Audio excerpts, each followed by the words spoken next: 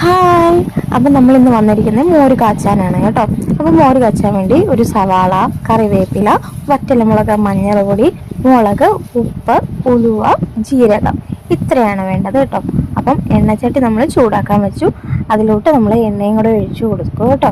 എണ്ണ ചൂടായതിനു ശേഷം നമ്മൾ ചെയ്യുന്ന ഉലുവ നമ്മൾ അതിനകത്ത് എടുത്തിട്ടു. അതിനുശേഷം നമ്മൾ നൈസായിട്ട് അരിഞ്ഞു വെച്ചിരിക്കുന്ന നമ്മുടെ സവാള അതും കൂടെ എടുത്തിട്ടു. അതിനുശേഷം നമ്മൾ ചെയ്ത് വെച്ചിരിക്കുന്ന പച്ചമുളക് അതും കൂടെ അതിനകത്തെടുത്ത് കളുക. എരിവിനനുസരിച്ച് നമ്മൾ വറ്റൽമുളകും കൂടെ ഇടുന്നുണ്ട്, അപ്പോൾ അതനുസരിച്ച് എരിവിനനുസരിച്ച് ഇടുക കേട്ടോ. അപ്പം അതിനുശേഷം നമ്മളത് നന്നായിട്ടൊന്ന് വഴറ്റിയെടുക്കുക. സവാളയൊക്കെ നന്നായിട്ട് വരുമ്പോൾ നമുക്ക് ആ കറിവേപ്പിലയും കൂടെ ഒന്ന് ഇട്ട് കൊടുക്കാം. അപ്പം ആ സമയം കൊണ്ട് നമുക്ക് തൈര് റെഡിയാക്കാം.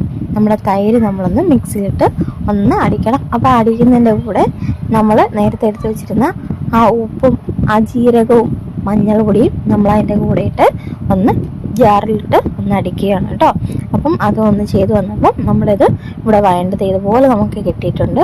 അപ്പം ഈ തൈരും നമുക്ക് അതിൻ്റെ കൂടെ ഇനി ഒഴിച്ച് പാകത്തിന് വെള്ളം ചേർത്ത് നമുക്കെടുത്താൽ നമ്മുടെ മോര് കാച്ചിയത് ഇവിടെ റെഡി ആയിട്ടുണ്ട്. ഇഷ്ടപ്പെട്ട സബ്സ്ക്രൈബ് ചെയ്യാൻ മറക്കരുതേ.